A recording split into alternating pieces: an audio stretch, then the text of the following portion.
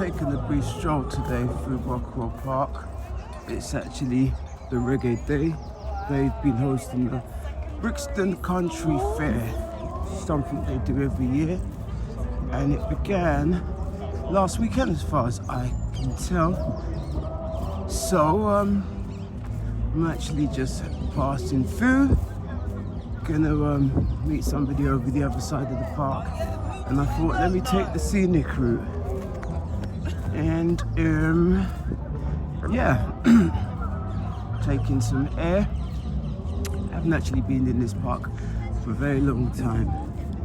Hasn't changed much over the decades, but it's generally quite a green space, as most parks are. And they've got the Art Deco Lido, which opened up about 30 years ago, and it's been here for probably 100 years.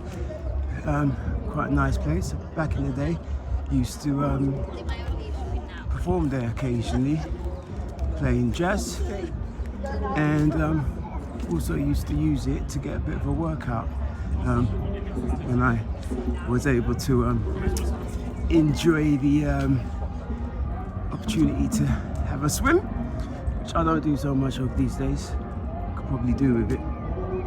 So here we are, Brockwell Park, and we're having a little bit of a walkabout with myself.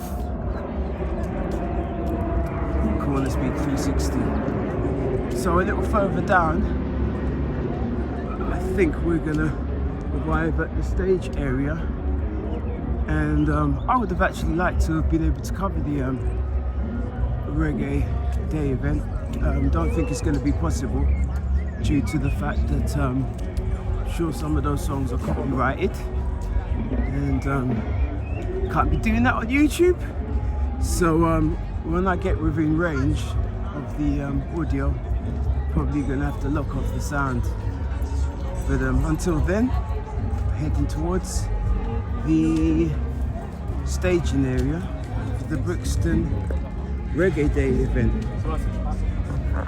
Back with you shortly.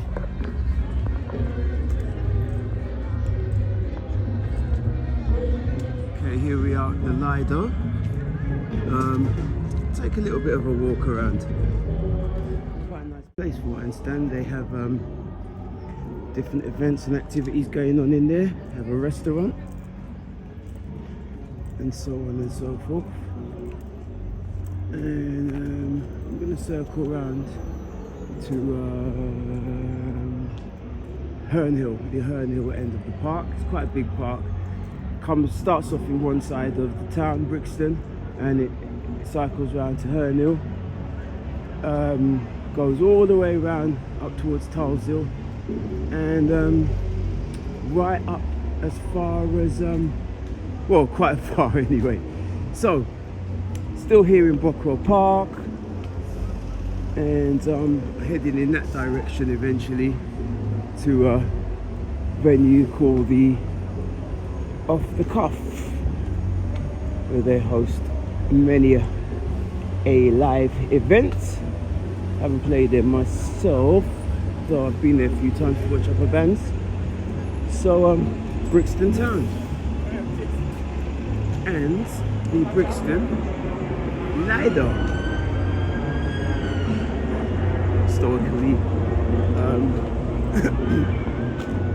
historical building. Right, there we go. That's where all the activities is going on. And today is the Reggae Day.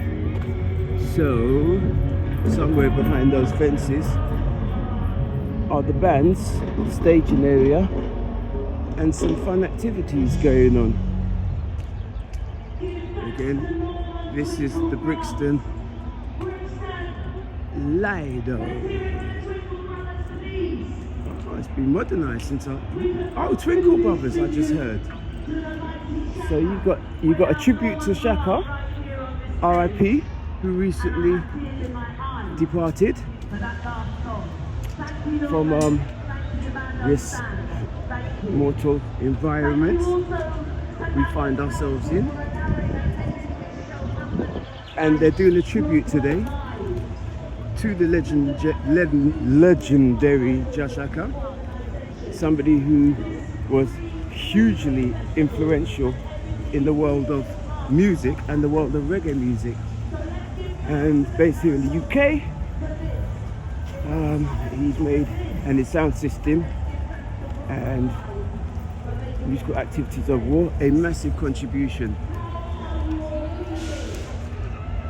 And they're doing a tribute today in memory of him. I can just hear them saying on stage. So we'll do a little bit of a walk around. Not going to go inside today. I think they're paying homage to a force of excellence with suitcases full of skills. Yeah, this is a homage to the Windrush era, I'm guessing. That's about when my parents arrived here in the UK. And yeah, that lady over there,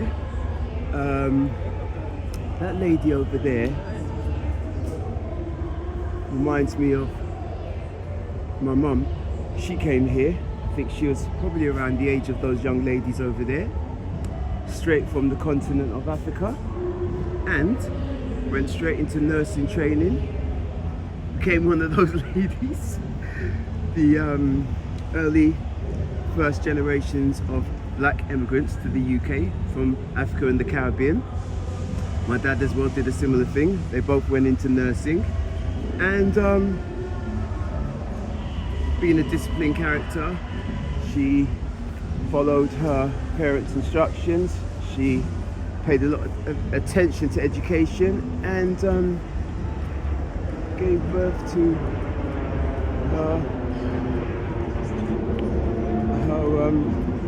her UK first generation family, including myself. I was the last born, the last addition to the crew, and she spent most of her working years up until retirement working as a nurse and doing various other jobs as well. She had a little stint in show business and sort of brought us into that at one point, many years before I ended up going in the direction of music. So we've got some local art contributions, I do believe, all relating back to the Windrush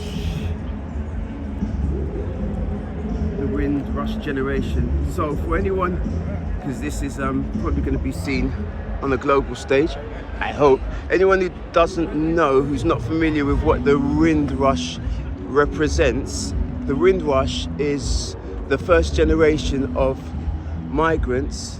Okay, let's have a little glimpse through here. Can't really see much, can we? Yeah, the Windrush is the name they gave to the first generation of black immigrants who were invited to the UK. I think it had something to do with well, after the Second World War, which affected everybody on the globe, the empire was kind of starting to get watered down, and the male workforce had been hugely diminished in the UK, obviously because of the military activities over many years. And what ended up happening is they needed to recruit a ton of people from the corners of the empire to boost the population again and build a new workforce. And us Africans, African Caribbeans, Indians and Asians, we do have a tendency, at least back then, to be very hard working. So, and there was a certain allegiance to the Queen, the monarchy and the British Empire. So many answered that call and that invitation and ended up here, starting families, building families, and creating opportunities for future generations. Who have we got here? Lenford Alfonso Cressy Garrison, 13th June 1943, 18 February 2003. Okay, he had quite a good innings. was an educationalist, that's a new term for my ears, community activist and historian whose life work was to catalogue the contribution of people of African and Caribbean descent in order to release its educational power for all. He was born in Jamaica and at age 11, damn that was young, travelled to the United Kingdom amid the Windrush wave of migration to start a new life with his parents. Okay, so I heard a few of those stories back in the day. You know, the parents will come over first, leave the children with the extended family or grandparents, and then when they've got established, they'll send for the children. And then all of a sudden, they'll find themselves in a fairly cold and new and interesting country to start a new life, which was the case with many of us. Okay, let me go on. It says, as a child of Windrush working in Lambeth, he set by ASA, Afro-Caribbean Education Resources, and co-founder Black Cultural Active Archives, the UK's only national heritage centre dedicated to collecting, preserving and celebrating Black British history. Very interesting. Nestled in the heart of Brixton at 1 Windrush Square, BCA, a grateful to the people of the Windrush generation, honoured to record their stories, humbled, oh that's the centre they set up over there by Atlantic Road to pay homage to the people of the Windrush generation. Sacrifices and supportive of their ongoing challenges. This year Len would have been 80, good innings. Please come and visit BCA as we continue to celebrate the legacy of the Windrush generation 75 years on. Doesn't time fly? Interesting. I didn't know about some of this stuff. So we have this lady here, Lucilda Harris, was born in Jamaica and at the age of 31 was one of the few women passengers who travelled to England on the Empire Windrush. Oh yeah, that was the name of the ship. 1948, you see, just literally after the war. When they needed to pretty much rebuild the country, almost from scratch, industrially speaking at least. She had married a tailor who migrated to England in 47, and he had saved enough money to send for her. He and his brother met her when she landed at the Tilbury Docks, Essex, 2250. Oh, very interesting this stuff. Okay, who else have we got? Okay, we seem to have a military guy here. Who's this guy? Sam King, MBE, born in Jamaica, 1926. Worked with his father on the family farm, with his intention to eventually take it over after his dad retired. In 1943, he responded to the Royal Air Force advert in the Gleaner, under the Gleaner. Having passed a series of tests, he and other volunteers received intense training in Kingston, then before travelling to England. You see, there was more ethnic minorities in the British military forces than we would imagine. Because we, my generation at least, didn't get taught this stuff, you know, in school back in the 60s and 70s, and even the 80s probably. Sailing along the American coastline past Newfoundland, they evaded German submarines and experienced a cold that few of them had ever felt and would never forget. I can imagine coming from sunny. So this is going to be a very brief entry. Yeah. Thank you. Thank you. Standard security check, as one does in these localities. I'm not sure if it's actually a ticketed event, but I'll find out. Cool, no, it's not ticketed. Free entry. I'm not going to be here for long anyway. Just want to give you a glimpse of the pretty surroundings.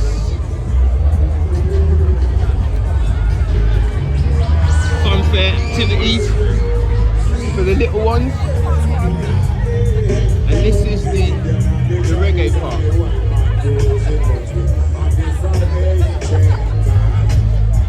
Don't violate, Mr. Officer. Take a sip out of the cup instead. I said the cool marijuana is good for glaucoma. I said the Bear with me a second.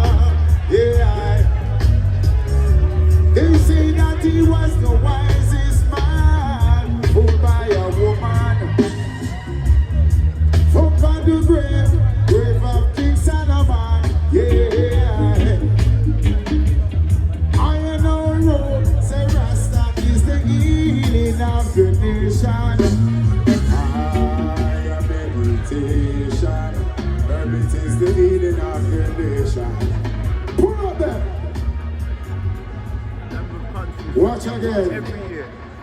I Donovan King J say it's a pleasure and a joy to be here today. See? So my family, them a follow Mr. Blair, Anthony B, and for all of the great artists that we perform from early out. So probably miss some of the big artists. Can't really hang around here for too long. So I'm gonna take the long way around and head out pretty much.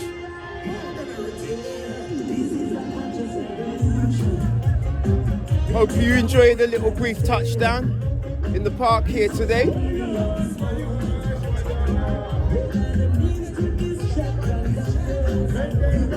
Brixton, South London, Southwest, Brockwell Park.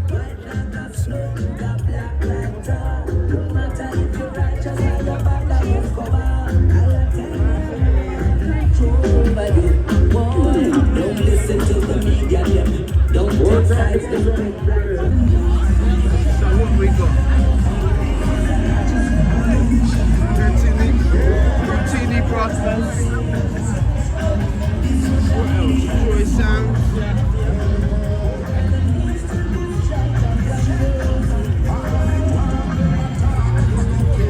Trying to see if I recognise any of these acts. Okay, it looks like it's mostly DJs.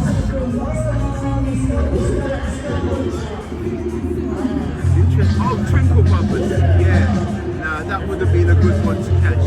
That was a couple of hours ago, I think. And this was the Shaka tribute, Green Sleeves Hi-Fi. That could be man. Quite an interesting day. Oh yes, I heard about this.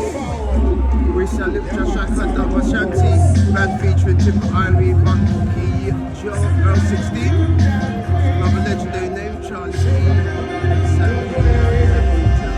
Medley playing. Medley set 1.5 hours. 1.5 hours of quality music. Missed out on there. Wouldn't have minded catching that. Yeah, as I say, Brixton is quite conveniently positioned midway between, well, not midway, sort of a few miles off from central London, and turn around and head in the other direction past Croydon, you'll be on your way to Brighton and the coast. And that's it's as far south as, and it's actually quite an interesting area. There's a shop around the corner that does all my upright bass work called the Bass Station. Very good luthier there. And you'll find in this part of South London there's quite a fair amount of creative activities going on. Creativity. Just like yesterday, our little look around Portobello by night.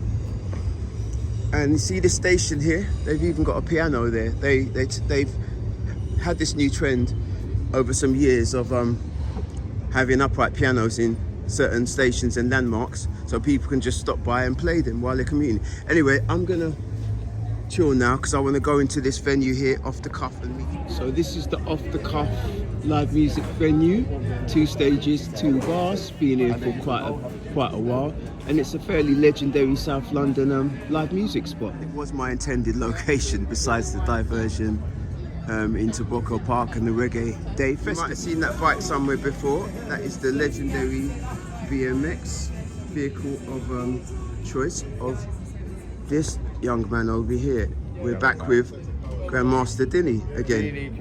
If you recall him from yesterday's walk around Portobello. What did you call that again? Chinese knot. Let's have a look at that. It's called the Chinese knot, and you make all of this leather work yourself. I've done all this myself. Yeah. But this one is years ago. Okay. This is all from the best leather. Really? The best. Do you import it from somewhere? No, from the UK. From the UK? It's all from Devon. Devon? It's all from retired dairy cattle, and it's made by the most sustainable fucking method. So it's got a known to sustainability man. story behind it. It's proper. You've got to reintroduce yourself now. I've turned the camera I'm Dave on. Yorkston. Dave I'm of Yorkston. Yorkston Leather. of That's the Yorkston way it Leather. goes. This is the man. I'm glad to have met you. I met him like. That's one of my very pieces. nice. Yeah, that's one of my pieces. Very nice. I like it. I like it. But this is like what? This is only about 4 years old now. Oh, you're the fucking. But it's simple shit. Look, But that's it's- 4 years old and it still looks good. So that just kind of like, it's Well, a testament look- to the look at quality. that, look. Let me zoom in on that. Okie dokie. But look, watch this. Now that is a good live demo. That is a good I demonstration of the can quality. show you. Quality. Nice. So you're going to be hearing from David again. You're going to be seeing some of his work again at some point in the Hopefully. hopefully in the That'd be future. great. That'd be fantastic. So you're here with me, CornerSpeak 360, Dinny over there, and we're at the off the cuff music venue. Anyway, I'll lock that off for now, and we'll be back with you a little later. Right, this is the reverse side of the experience, where I am now heading back towards deeper into South London, towards my homestead. And as a matter of fact, I'm trying to figure out which is the best way to head back. So I'm just about getting ready to leave Brixton and Herne Hill and migrate back home towards straight home. So I'm looking at a bus over there and thinking, should I take that route? Give me 2 ticks, I'll be back with you.